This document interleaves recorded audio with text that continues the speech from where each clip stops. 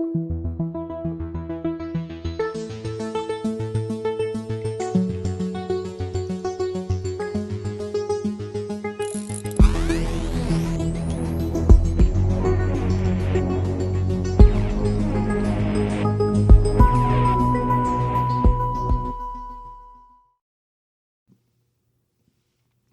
Milbank's point of view in this op-ed in the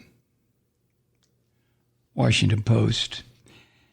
I started this tirade talking about how Trump, just minutes before his chief financial officer was arraigned the other day, Trump sent out a statement that said, "Who shot Ashley Babbitt?" I mean, what a filthy pig Trump really is. But anyway, going beyond that, because I already talked about that part of it, what's most remarkable about this indictment is how unremarkable it is.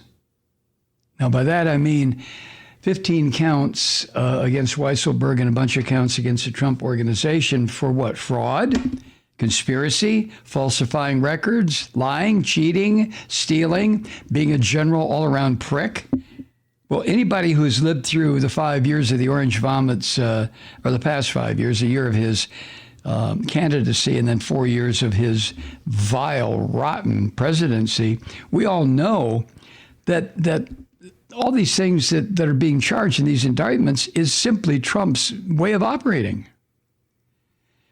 As Dana Milbank points out, he ran the country with an endless series of lies, conspiracies, frauds. He ran his charity as a personal piggy bank. Remember that? The surprising thing would be if this filthy man, this degenerate orange vomit, hadn't run his business the same way that he so-called governed the United States' presidency. We have to keep in mind, and I don't see how any of us can forget this, with the exception of the Christian fascists who are living somewhere with their heads firmly up their asses. I don't get this, but the frauds and the lies and the cheating of the Trump presidency resulted in hundreds of thousands of Americans dying because Trump wouldn't be honest about the COVID-19 pandemic. It provoked the worst attack on the U.S. Capitol since the War of 1812. I mean, what could be worse than what this son of a bitch has done to the country? I mean, seriously. 600,000 plus people dead because this rancid bastard would not be honest? So compared to what he did as president, the scheme, these lies and cheating alleged by the prosecutors in this indictment is trivial.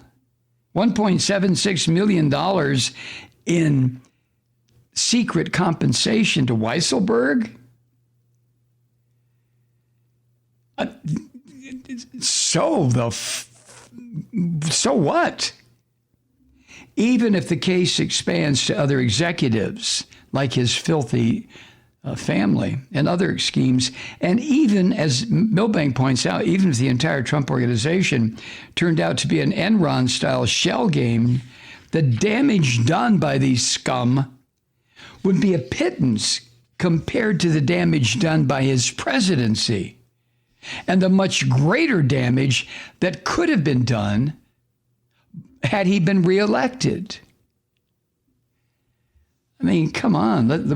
I think this whole thing ought to be put in perspective.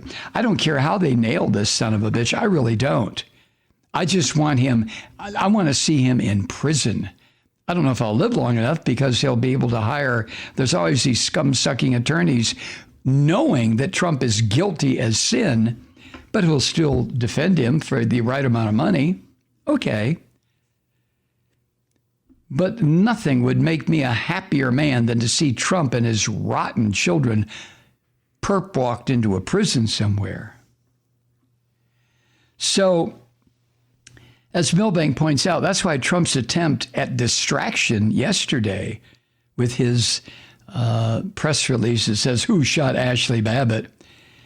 is more of an indictment of him than the indictment that was handed to his organization and his chief financial officer.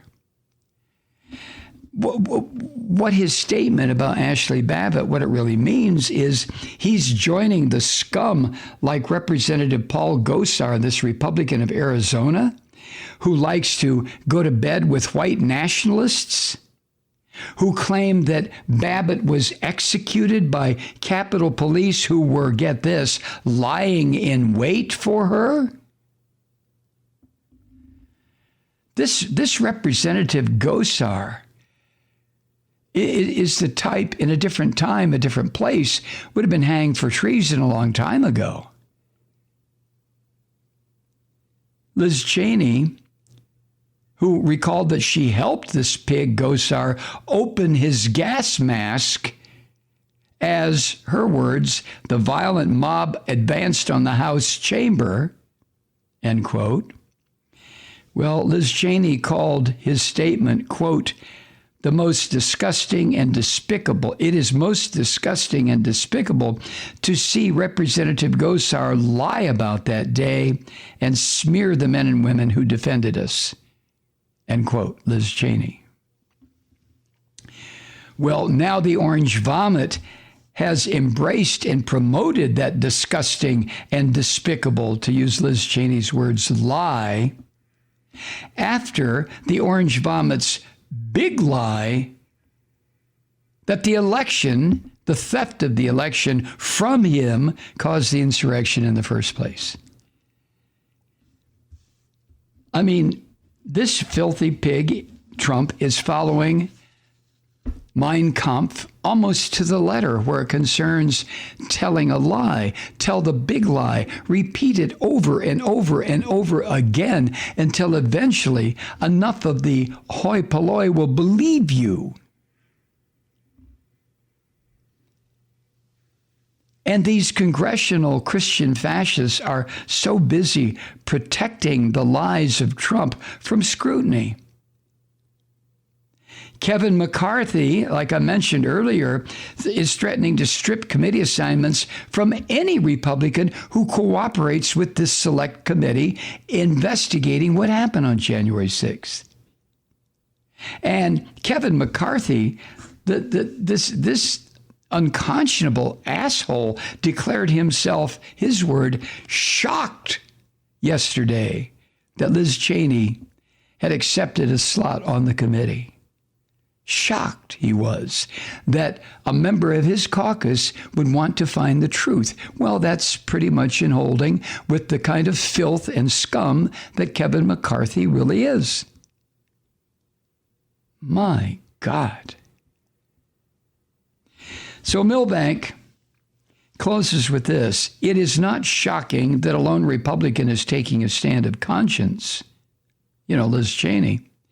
What is shocking is that even on the day that Trump's business activities were revealed to be as fraudulent as the rest of his activities, the vast majority of Republicans, I call them Christian fascists, lined up to help him perpetrate yet another fraud.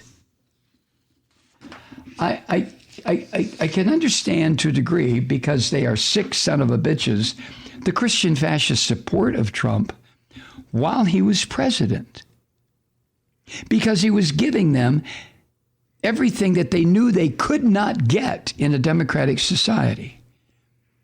The dropping of environmental protection laws, the destruction of regulations against the despoilment of the environment by capitalism, the forcing of women to give up control of their own reproductive systems to Christian white men. I mean, they couldn't have gotten that in a democracy, but this dumb son of a bitch, Trump, dumb as a fox, knew all he had to do to get their support, the millions of them in this country, is to give them the garbage that they wanted. Let them eat the garbage. Let them feed on it. And they would be sated to the point where they would put the son of a bitch in office for a second time. Only it didn't work. But why are they supporting him now? Because they think there's going to be a restoration of his dictatorship? Oh, please. Please. Hi, Truth Seekers. Mike Malloy here. As you know, we've switched formats and are now broadcast exclusively on the Progressive Voices Network. So that means you get fewer program interruptions, no corporate commercials, and lots of profanity. But our format change also means some of our radio listeners no longer hear the program. It's been a while since I mentioned our podcasts, so you may have forgotten that there is a way to listen to this program anytime you need a good dose of screaming. Visit MikeMalloy.com and subscribe to our podcasts. As a podcast subscriber, you can download the program to your mobile device and take me with you wherever you go. And if you have a friend who needs a dose of truth-seeking, you can give a gift subscription as well. That's MikeMalloy.com, and never miss a minute of the uncensored fun and frivolity.